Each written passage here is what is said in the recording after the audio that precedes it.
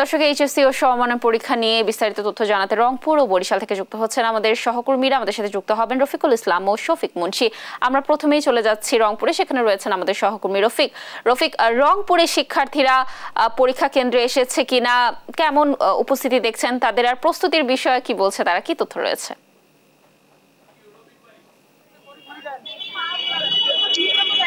যে আপনি জানেন যে আজকে এইচএসসি আলিম এবং সমমানের পরীক্ষা অনুষ্ঠিত হবে, আর 1 ঘন্টা পরে, এখন তো সকাল 9টা বাজে, শিক্ষার্থীরা যারা রয়েছেন, পরীক্ষার্থীরা যারা রয়েছেন তারা কিন্তু কেন্দ্রে আসতে শুরু করেছেন।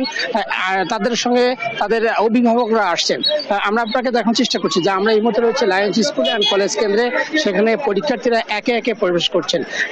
এখানে আপনাদেরকে আমরা দেখানোর চেষ্টা করছি যে পরীক্ষার্থীরা প্রবেশ করছেন শুধুমাত্র তাদের প্রবেশপত্র এবং রেজিস্ট্রেশন কার্ড ছাড়া ঘড়ি এবং ইলেকট্রনিক কোনো ডিভাইস তাদেরকে নিয়ে প্রবেশ করতে দেওয়া হচ্ছে না।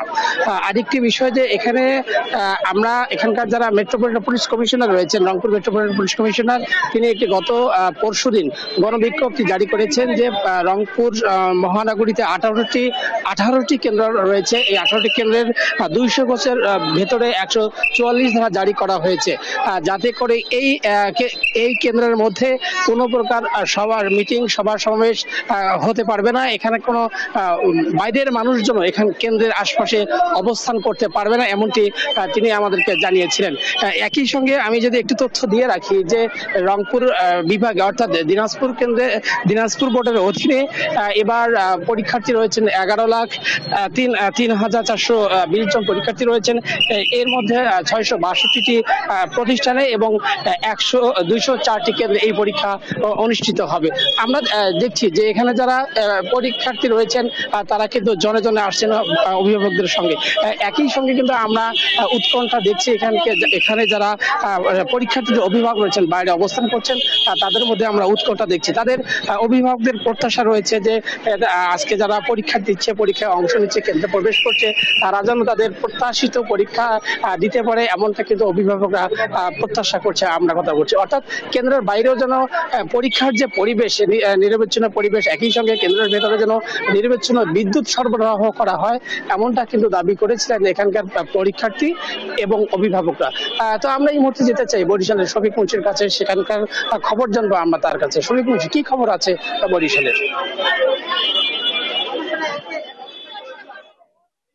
রফিক, বরিশাল শিক্ষা বোর্ডের অধীনে কিন্তু আজ এইচএসসি পরীক্ষার্থী প্রায় 66,000 বেশি পরীক্ষার্থী কিন্তু আজ এই শিক্ষা বোর্ডের অধীনে 6টি জেলার 137টি কেন্দ্রে আসলে তারা বিভিন্ন ভাবে আসলে তারা আজকে বাংলা প্রথম পত্র আসলে পরীক্ষায় অংশ নেবে। আমরা আসলে আরো যেটা জানতে পেরেছি বরিশাল শিক্ষা বোর্ডের পরীক্ষা নিয়ন্ত্রক অরুণ কুমার গাইনের বরাতে, যে এবার কিন্তু শিক্ষা বোর্ডের অধীনে মোট 341টি শিক্ষা প্রতিষ্ঠান থেকে কিন্তু 66,562 জন পরীক্ষার্থী এই এইচএসসি পরীক্ষায় আজকে অংশ নেবে এবং পরীক্ষাটি সকাল 10টায় শুরু হয়ে বেলা 1টা পর্যন্ত আসলে চলবে। আমরা কিন্তু এখন বর্তমানে দাঁড়িয়েছি বরিশাল সরকারি মহিলা কলেজ কেন্দ্রে, এবং কেন্দ্রে কিন্তু এখন পরীক্ষার্থীরা প্রবেশ করা শুরু করেছে এবং কেন্দ্রের দায়িত্বে যে শিক্ষকরা আছে তারা কিন্তু পরীক্ষার্থীদের বিভিন্ন নির্দেশাবলী জানিয়ে দিচ্ছে, বিশেষ করে যে কিভাবে আসলে পরীক্ষা তারা অংশ নেবে, কি কলম ব্যবহার করতে পারবে, কতটুকু সময় পাবে, বিস্তারিতই আসলে তাদেরকে জানিয়ে দেওয়া হচ্ছে। আমরা যেটা জানতে পেরেছি বরিশাল শিক্ষা বোর্ডে এবার ছাত্র সংখ্যা 32,107 জন এবং ছাত্রী সংখ্যা 34,455 জন, যারা আসলে এই এইচএসসি পরীক্ষায় অংশ নেবে। এই লিখিত পরীক্ষা আজকে শুরু হবে এবং এটি শেষ হবে কিন্তু অন্যান্য বোর্ডের মতোই 8ই আগস্ট, এবং এই 8ই আগস্ট লিখিত পরীক্ষা শেষ হবার পর 12ই আগস্ট থেকে আসলে কিন্তু তাদের ব্যবহারিক পরীক্ষা শুরু হবে, যেটা 21শে আগস্ট আসলে শেষ হবে। আমরা কিন্তু বরিশাল শিক্ষা বোর্ডের বরাতে আরো যেটা জানতে পেরেছি যে পরীক্ষা সুষ্ঠুভাবে সম্পন্ন করার জন্য 35টি আসলে টিম তারা কাজ করছে বিভিন্ন কেন্দ্রের আসলে নিরাপত্তা সহ পরীক্ষা সুষ্ঠুভাবে সম্পন্ন করার জন্য। আমরা আরো যেটা জানতে পেরেছি যে 18টি টিম বরিশাল জেলা প্রশাসনের উদ্যোগে বরিশাল জেলায় যে কেন্দ্রগুলো আছে সেই কেন্দ্রের পরীক্ষার্থীদের কিন্তু নির্বিঘ্নে পরীক্ষা সম্পন্ন করার জন্য যা যা করণীয় তারা কিন্তু সেটি করছে। একই সাথে পরীক্ষা যেন পরিপূর্ণভাবে নকল মুক্ত করা যায় সে ব্যাপারেও কিন্তু বরিশাল বিভাগীয় কমিশনারের উদ্যোগে কদিন আগে সভা হয়েছে। তাদের বিশেষ টিম আসলে প্রতিটি কেন্দ্রে কাজ করবে।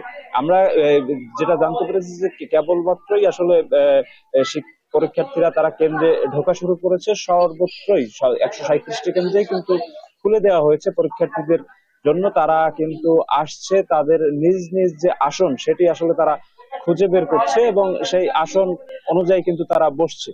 তো এই ছিল আমার কাছে বরিশাল সরকারি মহিলা কলেজ প্রাঙ্গণ থেকে এবারের এইচএসসি পরীক্ষার যে প্রথম দিন সে ব্যাপারে সর্বশেষ খবর। আমরা ফিরে যাচ্ছি স্টুডিওতে। ধন্যবাদ শফিক মুন্সি এবং রফিক আমাদের সাথে যুক্ত থাকার জন্য। দর্শক, রংপুর এবং বরিশাল থেকে এইচএসসি ও সম্মানের পরীক্ষা কেন্দ্র থেকে সর্বশেষ তথ্য জানাচ্ছিলেন আমাদের সহকর্মীরা।